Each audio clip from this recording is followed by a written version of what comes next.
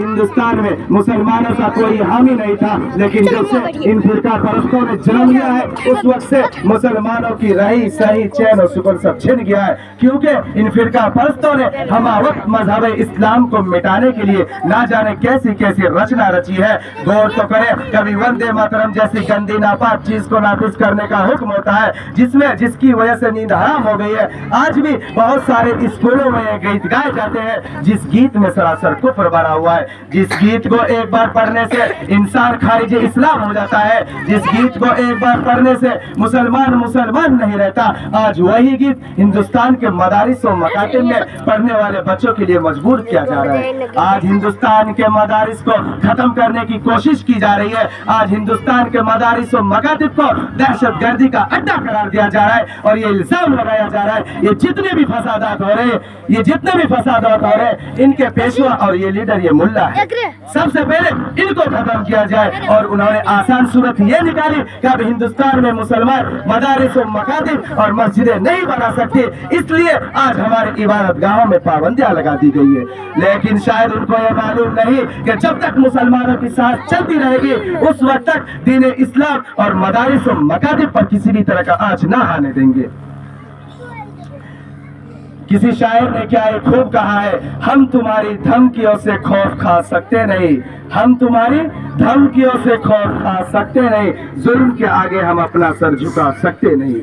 बिरादरान इस्लाम, अगर वतन हमारी जान मांगे तो जान देंगे, अगर वतन हमारा माल मांगे तो माल देंगे, अगर वतन हमारी औलाद मांगे तो औलाद देंगे, अगर वतन हमारा तन मन धन मांगे तो सब कुछ देंगे। लेकिन ये नहीं हो सकता कि मुसलमान नबी की जाओ जलाल दे, ये नहीं हो सकता कि मुसलमान आखिरत को छोड़कर दुनिया को तरजीह दे।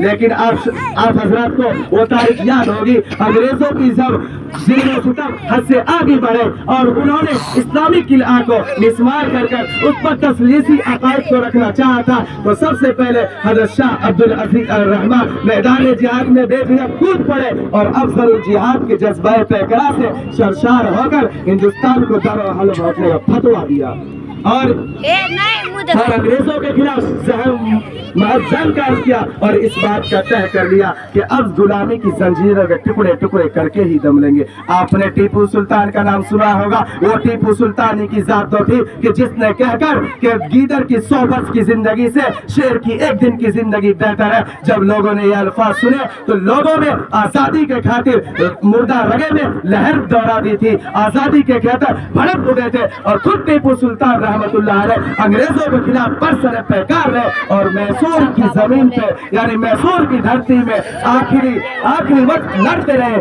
यहाँ तक कि आजादी के खातिर अपना आखिरी खून का कतरा बहाकर शहीद हो गए। मैं आप हजरात से पूछना चाहता हूँ, क्या मुसलमानों ने जंग आजादी इसलिए लड़ी थी कि वो साहिब इख्तिदार रहे? क्या मुसलमानों ने अपना खून इसलिए बहाया था कि वो हुकूमत करे? क्या मुसलमानों ने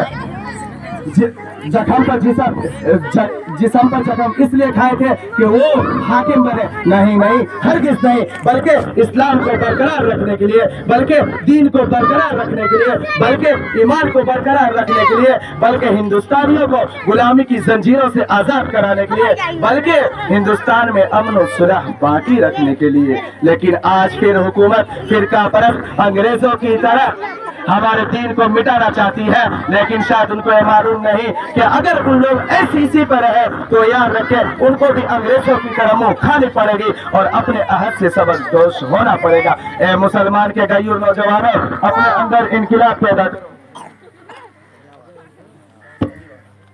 ए मुसलमान के गयूर नौजवानों, अपने अंदर इनकिलाब पैदा करो, अपने तकदीर को संभाल लो। मुक्तदियों की तकदीर खुद बनाई जाती है। इन्नल्लाह ला युगय्यिरु मा बिकौमिन हत्ता युगय्यिरु मा बिअनफुसिहिम। ये एक हकीकत ठोस है। किसी शायर ने क्या खूब कहा है, खुदा ने आज तक उस कौम की हालत नहीं बदली, खुदा ने आज तक उस कौम की हालत नहीं बदली, ना हो जिसको खुद ख्याल अपने हालत बदलने का।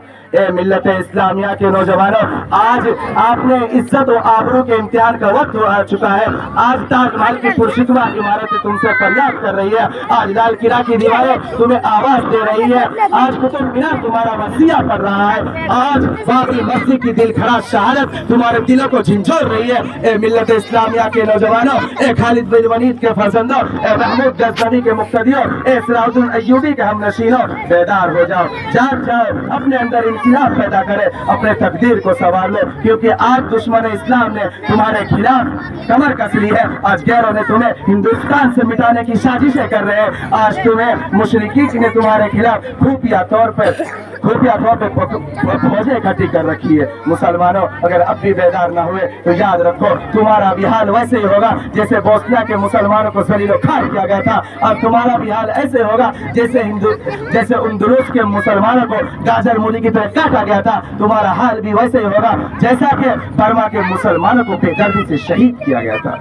तारीख के सैकड़ों वाक़यात ये बताने के लिए काफी है कि जब भी हमारा रिश्ता अल्लाह और उसके दीन से मजबूत रहा तो सरबलंदी व कामयाबी ने हमारे कदम चुमे, लेकिन जब इसी रिश्ते में किसी किस्म की कमजोरी आई तो हम इज्जत और रफ़ात के आसमान से जिल्लत और पस्ती के गार में जा गिरे। एक वाक़या मैं आप लोग को बताता हूँ।